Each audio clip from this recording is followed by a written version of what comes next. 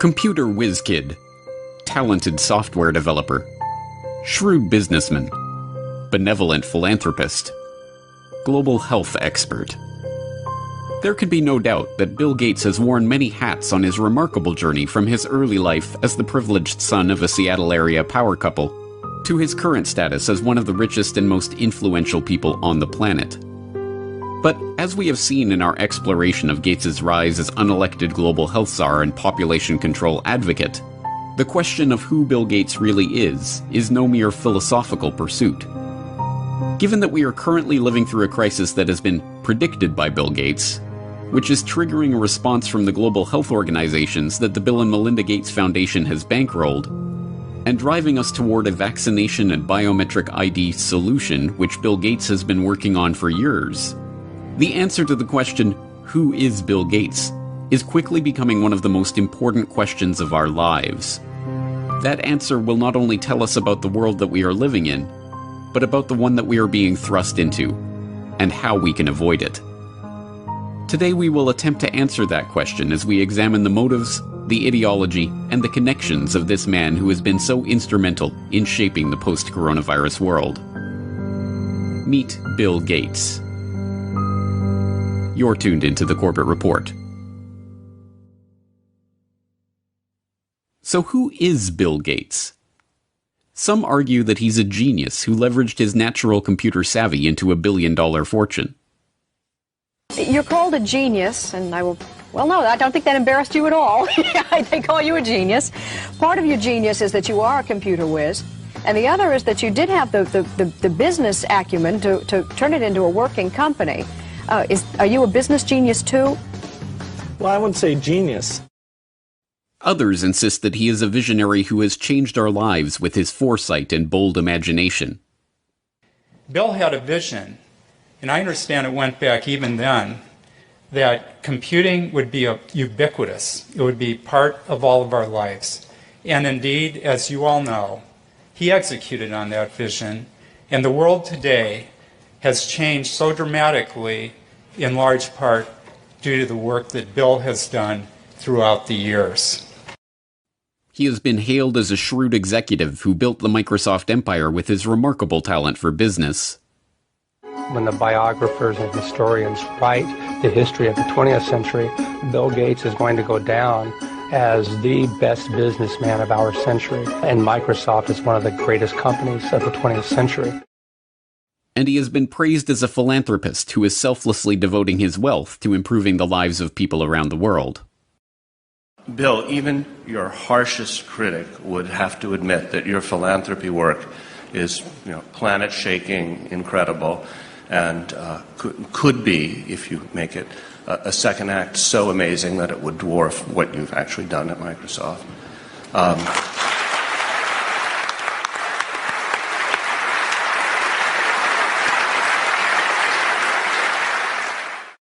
But, like anyone of his status, he has his detractors.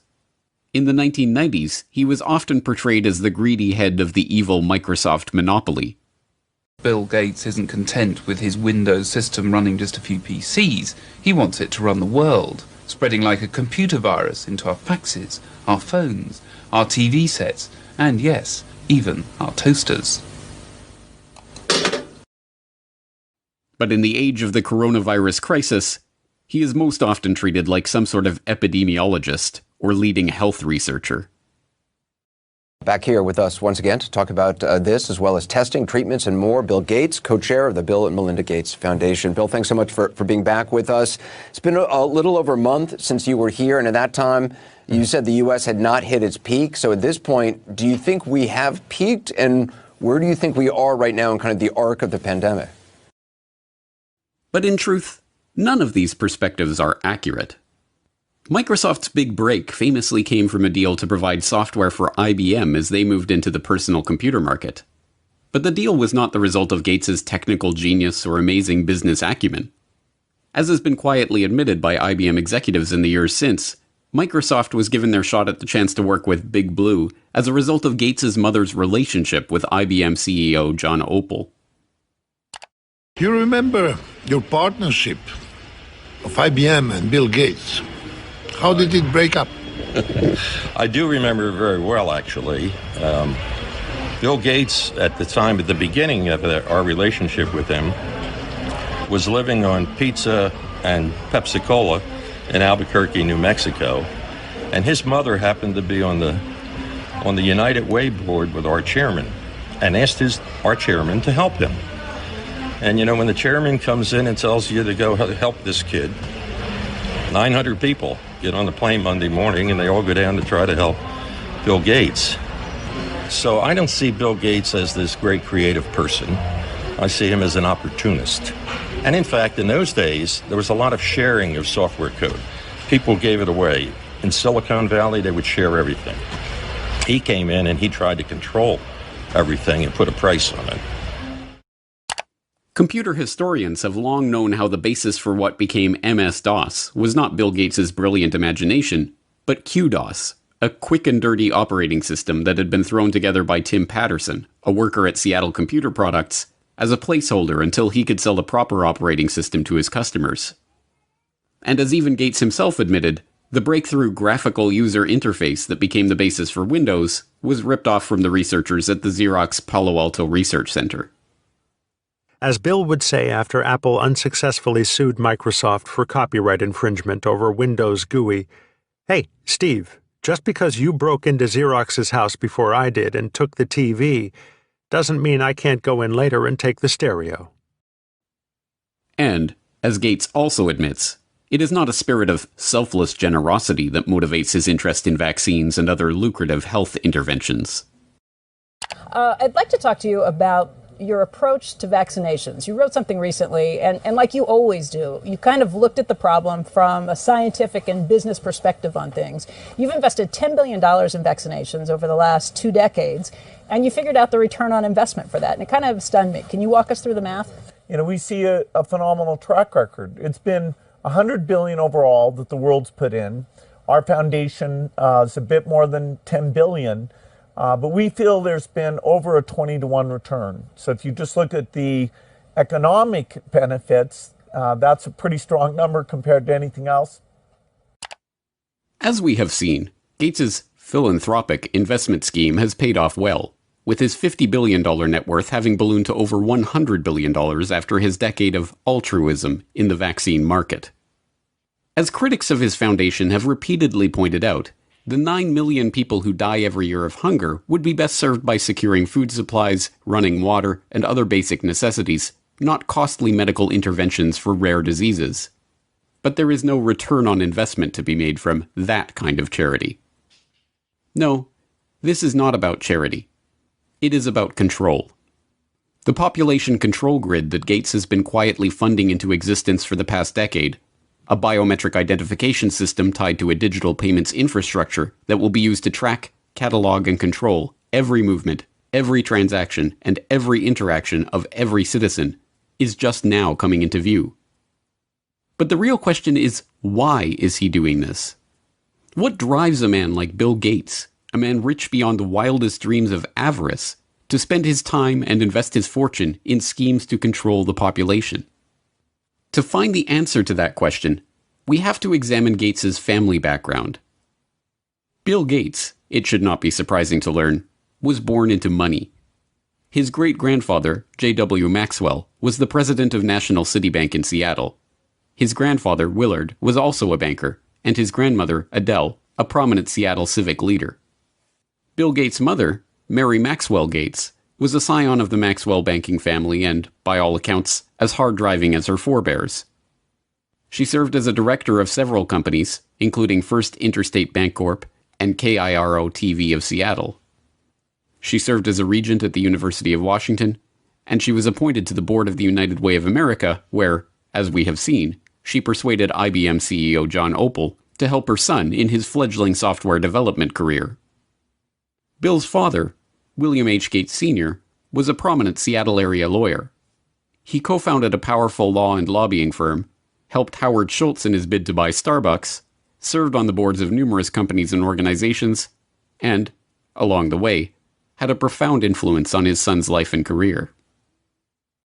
My dad was large presence, both physically and in terms of his wisdom.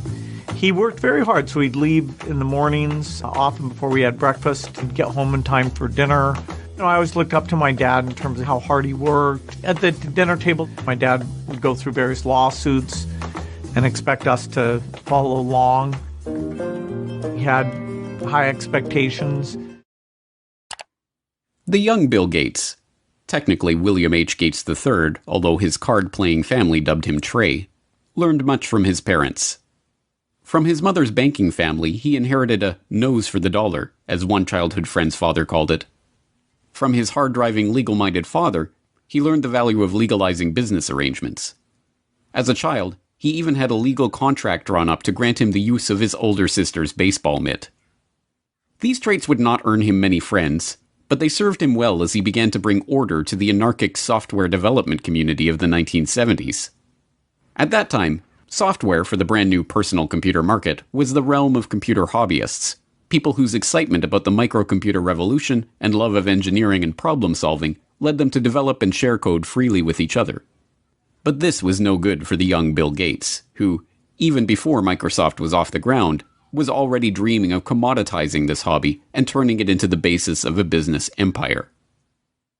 In 1976, with the ink still wet on Microsoft's first contract with Micro Instrumentation and Telemetry Systems of Albuquerque, New Mexico, the then 21-year-old Gates wrote an open letter to hobbyists, excoriating the early computer enthusiasts who represented his main market for sharing Microsoft code for Altair Basic. As the majority of hobbyists must be aware, most of you steal your software. Hardware must be paid for, but software is something to share. Who cares if the people who worked on it get paid? Is this fair? The royalty paid to us, the manual, the tape, and the overhead make it a break-even operation. One thing you do is prevent good software from being written. Who can afford to do professional work for nothing? What hobbyist can put 3 man-years into programming, finding all bugs, documenting his product, and distribute for free? The fact is, no one besides us has invested a lot of money in hobby software. We have written 6800 BASIC and are writing 8080 APL and 6800 APL, but there is very little incentive to make this software available to hobbyists. Most directly, the thing you do is theft. The letter was awkward and tone-deaf, as many people have described the young Bill Gates in his social interactions. It heaped vitriol on the very people who would be the customers of any future business, and tried to change an established culture of sharing software code merely by decree. Even Apple computers, which would go on to be one of the prime purveyors of walled garden systems that restrict users' ability to control their own computers, scored an easy marketing victory by responding to Gates' angry letter with a reminder that, yes, folks, Apple Basic is free. But the gauntlet was thrown down, and Gates would have his way.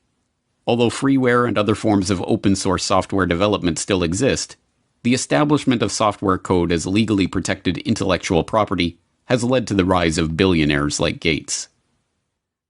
A nose for the dollar and a knowledge of how to use the legal system to get what you want were not the only things to emerge from Bill Gates' childhood, however.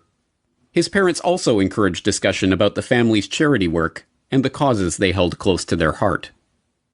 As Gates revealed to Bill Moyers in 2003, those causes included the population issue, which sparked a lifelong interest in reproductive health.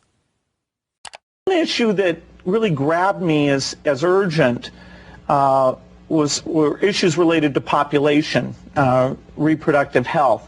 But did you come to reproductive issues as an intellectual? When I was growing up, my parents were always involved in various volunteer things. My dad was head of Planned Parenthood, and it was very controversial to be involved with that. Gates tips his hand when he equates issues related to population with reproductive health. The topic is particularly controversial because population control and reproductive health have been used for half a century as a euphemism for eugenics, the discredited pseudoscience that holds that certain families are fit to be leaders of society by virtue of their superior genes. As we saw in Why Big Oil Conquered the World, eugenics was a field named and codified by Francis Galton, cousin of Charles Darwin. Ostensibly concerned with heredity and what would later be known as genetics, the eugenicists believed we're rich and powerful not because of luck or chance or happenstance, and certainly not from the deployment of cutthroat business tactics and underhanded dealings. No, the rich and powerful had attained their status because they came from better stock. Conversely, the poor were poor because of their defective germplasm. As transparent as it seems to us today that this ideology was a self-serving self-justification for the ruling class, it was quickly taken up as the great social crusade of the early 20th century. From Teddy Roosevelt to H.G. Wells to Julian Huxley to Winston Churchill, there was widespread support for the eugenicist notion that society must strive to make sure that the rich and well-born breed as much as possible, and the poor, infirm, and feeble-minded be prevented from having children. A common eugenicist argument was that the scarce resources of society should not be used to support the lower classes, as that only encouraged more of their kind. Instead, life-saving medical care and intervention should be rationed so that those resources can be best put to use elsewhere. So-called negative eugenicists even took things further, with some, like famed playwright George Bernard Shaw, calling for people to be called before a state-appointed board to justify their existence or be put to death. But there are an extraordinary number of people whom I want to kill. Not in any unkind or personal spirit, but it must be evident to all of you, you must all know half a dozen people at least, who are no use in this world, who are more trouble than they are worth. And I think it would be a good thing to make everybody come before a properly appointed board, just as he might come before the income tax commissioners, and say every 5 years or every 7 years, just put him there and say, sir or madam, now will you be kind enough to justify your existence? But in the post-World War II era, as the name of eugenics became tarred by association with the Nazi atrocities, the talk of death panels and other harsh eugenicist notions was dropped from public conversation. Now, the quest to reduce the size of the poor population was spoken of as population control and reproductive health. Still, occasionally, these old negative eugenics ideas are revisited in moments of candor. You're raising tuitions at the University of California as rapidly as they can, and so the access that used to be available to the middle class or whatever is just rapidly going away. That's a trade-off society is making because of very, very high medical costs and a lack of willingness to say, you know, is spending $1 million on that last 3 months of life for that patient, would it be better not to lay off those 10 teachers and to make that trade-off in medical costs? But that's called the death panel, and you're not supposed to have that discussion. It is worth questioning why this man, who openly muses about death panels and the trade-offs of providing healthcare to the elderly, is to be taken completely at face value in his attempts to slow population growth in the Third World, or to handle a coronavirus health crisis that primarily affects the elderly. That the Gates agenda is being driven by a eugenicist ideology is suggested by multiple lines of evidence, both historical and current. As we have also seen in Why Big Oil Conquered the World, the Rockefeller family was instrumental in funding and promoting eugenics, both in America and overseas. The Rockefellers helped fund the Eugenics Record Office. The founding director of the Rockefeller Institute for Medical Research, William Welch, sat on the ERO's board and helped direct its activities. The Rockefellers sponsored the studies of the eugenics researchers at the Kaiser Wilhelm Institutes in Germany, including Ernst Rudin, who would go on to draft Nazi Germany's forced sterilization law. And, when the American Eugenics Society became embarrassed of its own name, its longtime director, Frederick Osborne, merely took over as president of the Rockefeller-founded Population Council. This dedication to the cause of public health did not escape the approving gaze of Bill Gates Sr. In a chapter of his 2009 book, Showing Up for Life, called Walking with Giants, he writes admiringly of the Rockefellers and their influence in the field. Every corner we've turned in the field of global health, we've found that the Rockefellers were already there and had been there for years. When we committed to childhood immunization, we found ourselves building on efforts the Rockefeller Foundation had helped launch and fund in the 1980s. When we became interested in fighting malaria and tuberculosis, we learned that the Rockefellers had been studying the prevention and treatment of such diseases around the globe for, in some cases, as long as 100 years. A similar dynamic held true in the case of HIV/AIDS. A lesson we learned from studying and working with the Rockefellers is that to succeed in pursuing audacious goals, you need like-minded partners with whom to collaborate. And we learned that such goals are not prizes claimed by the short-winded. The Rockefellers stay with tough problems for generations. As Gates Sr. suggests, it is by working with like-minded partners that such great achievements in the field of global health can be made. For the Gates, these like-minded partners include the Rockefellers themselves.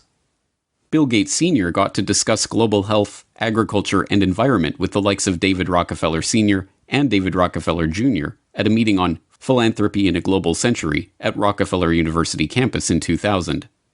And Bill Gates, as we have seen, co-hosted a meeting on reducing the population with David Rockefeller in 2009. But the most salacious hints of a deeper agenda are not to be found in the Gates' public associations, but in the associations that they have tried to hide from the public. Jeffrey Epstein may be dead, but this story isn't. A shocking new report from the New York Times sheds light on the connection between Microsoft founder Bill Gates and the late Jeffrey Epstein. After Gates' name came up in connection with Epstein and MIT Media Lab, Gates gave a statement to the Wall Street Journal where he insisted he did not have any business relationship or friendship with Epstein. But new reporting from the New York Times outlines numerous meetings between Gates and Epstein and a conversation with Bill and Melinda Gates' foundation, a connection between their foundation and J.P. Morgan to set up a charitable fund that would financially benefit Epstein. You know what I want to know? Why? Beginning in August of last year, a string of information connecting Bill Gates to convicted sex offender Jeffrey Epstein began to emerge. Flight logs revealed that Gates had flown on Jeffrey Epstein's private jet. An email surfaced showing disgraced MIT Media Lab director Joi Ito, who resigned from his position after it was discovered that he had helped cover up Jeffrey Epstein's identity as an anonymous donor to the lab, informing his staff that a $2 million donation to the lab in 2014 was a gift from Bill Gates, directed by Jeffrey Epstein. As the story gained momentum, Gates tried to downplay the relationship, with a Gates spokesperson protesting that Gates didn't know it was Epstein's plane, and Gates himself insisting that I didn't have any business relationship or friendship with Epstein. This was immediately contradicted by the New York Times, who reported in October of 2012 that Gates had in fact met with Epstein on multiple occasions, even going so far as to discuss the creation of a multi-billion-dollar charitable fund with seed money from the Bill and Melinda Gates Foundation and J.P. Morgan Chase. According to the Times, Gates emailed his colleagues about Epstein in 2011. His lifestyle is very different and kind of intriguing, although it would not work for me.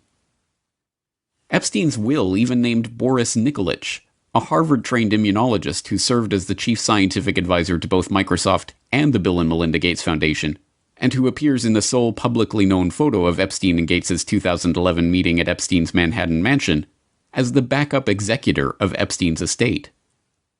It is not difficult to see why Gates would try to distance himself from his relationship with a child sex trafficker. Epstein, after all, is suspected of ensnaring high-ranking politicians, businessmen, and even royalty in an intelligence-directed honeypot operation, recording them in the act of sexually abusing underage girls and using that evidence as blackmail. But, as it turns out, the attempt to suppress the Gates-Epstein story may have been an attempt to suppress the revelation of an altogether different shared interest. Sources say several accusers have come forward in New Mexico, where Epstein owns a sprawling ranch.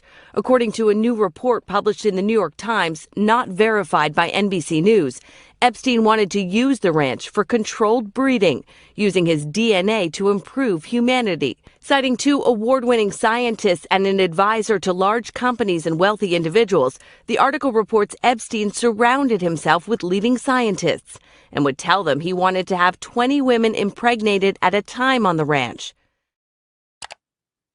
The already scarcely believable Jeffrey Epstein story took another bizarre turn in August of 2019, when it was reported that Epstein hoped to seed the human race with his DNA. As the New York Times explained, Epstein's plan to impregnate 20 women at a time at his New Mexico ranch in order to seed the human race with his DNA, a plan he told to a number of the scientific luminaries he kept in his orbit, put a modern gloss on a very old idea. Mr. Epstein's vision reflected his long-standing fascination with what has become known as transhumanism, the science of improving the human population through technologies like genetic engineering and artificial intelligence. Critics have likened transhumanism to a modern-day version of eugenics, the discredited field of improving the human race through controlled breeding. Epstein's interest in genetics led him to sponsor a number of scientists working in the field, including George Church, a Harvard geneticist whose lab received funding from Epstein's foundation from 2005 to 2007 for cutting-edge science. Church publicly apologized for his connection to Epstein, which included several meetings a year from 2014 onward. This was neither the first nor the last time that this unassuming Harvard biologist, whose cutting-edge science often strays into controversial areas, caused a public scandal. In 2019, Church proposed a genetics dating app, which was immediately denounced as applied eugenics. Church also acted as scientific advisor to Editas Medicine, a startup seeking to use the genome editing tool CRISPR-Cas9 to eliminate diseases by deleting the parts of a genetic code responsible for the illness. In 2015, the company announced it had raised $120 million from a group led by Epstein's appointed backup executor, Dr. Boris Nikolic. Naturally, that group of investors included Bill Gates. Yes, Bill Gates is certainly following his father's advice to collaborate with like-minded partners.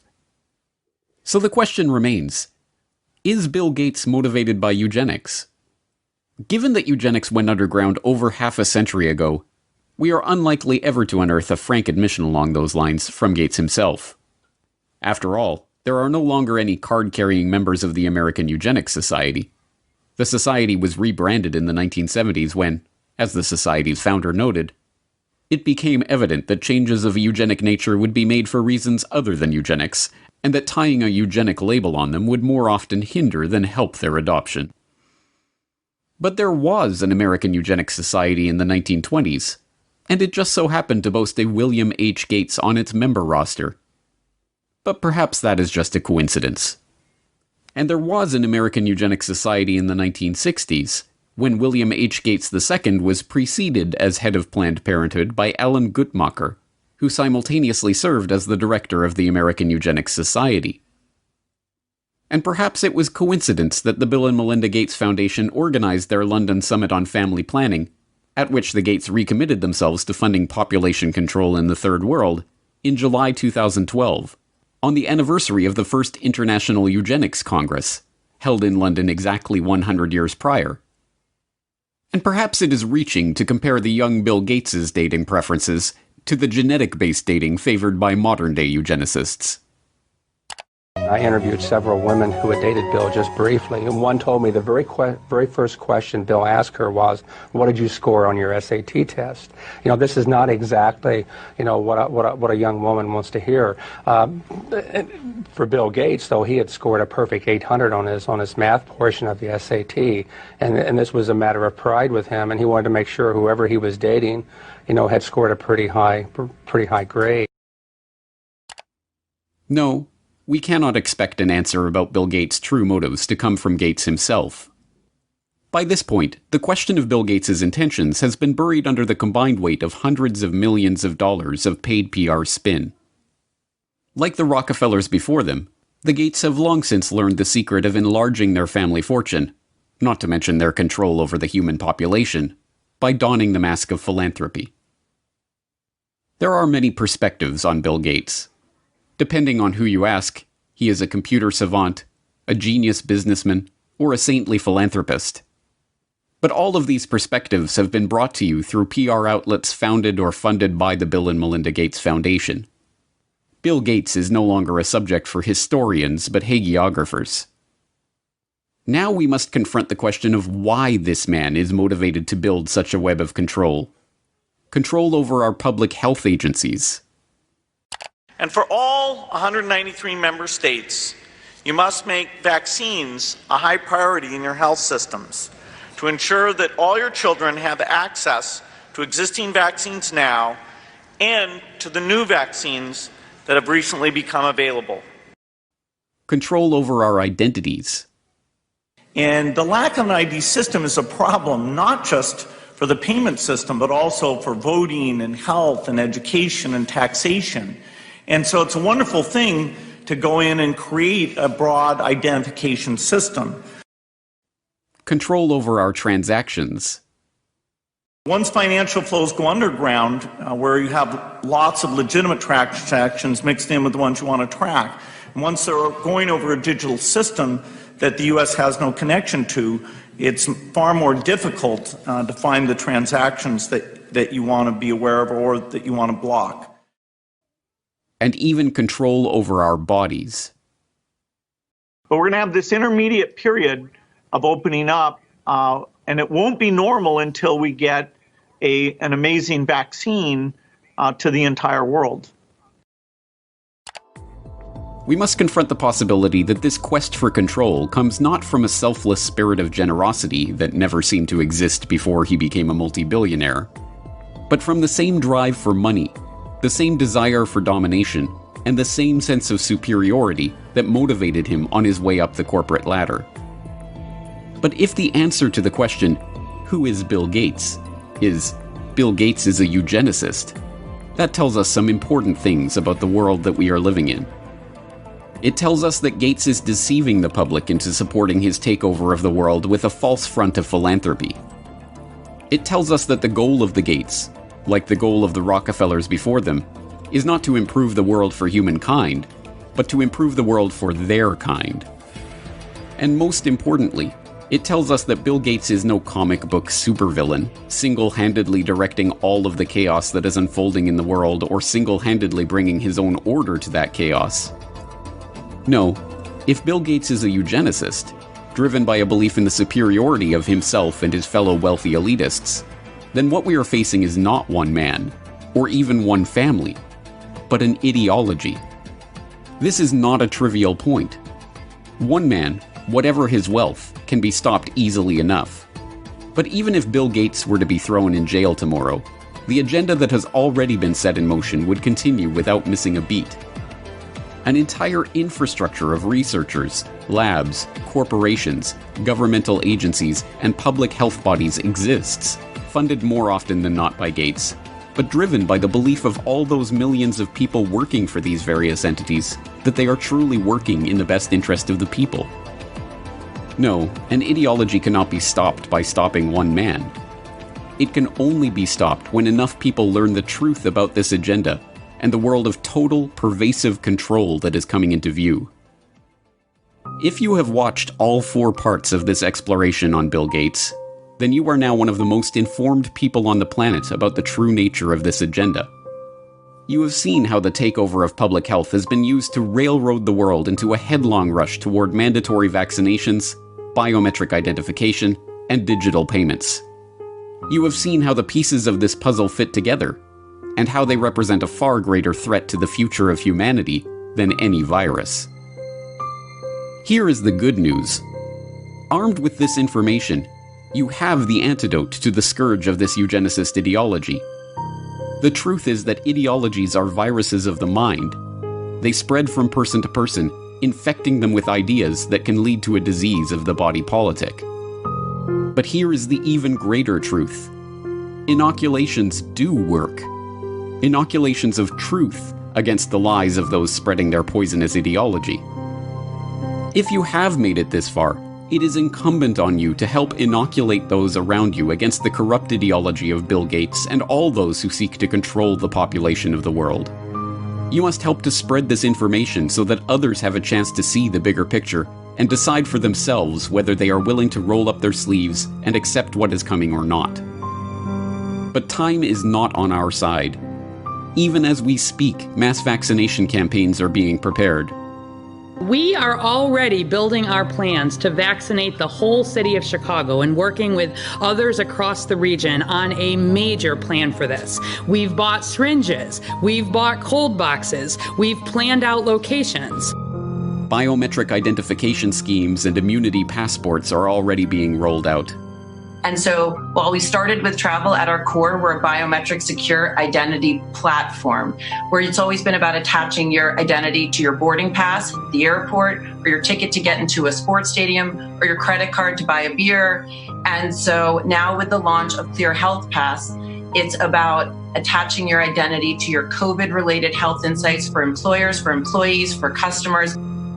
Programs for tracking, tracing, and surveilling the entire population are already being beta tested.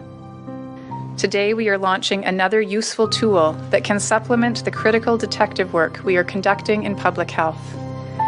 Alberta Trace Together is a voluntary, secure, mobile contact tracing application to help prevent the spread of COVID-19. And the digital payment infrastructure, the system of financial exclusion that will allow governments to turn off our access to the economy at will, is being put into place.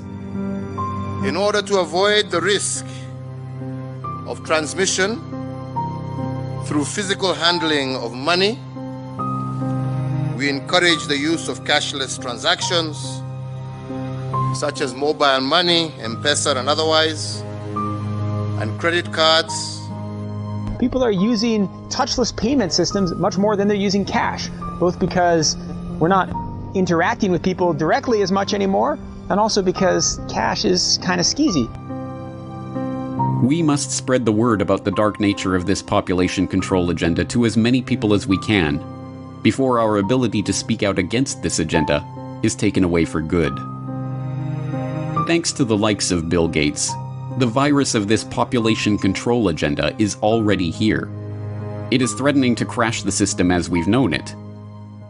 But if Bill Gates has taught us anything, applications like Word and Excel, PowerPoint, it's how to deal with a virus. It's time for a hard reset.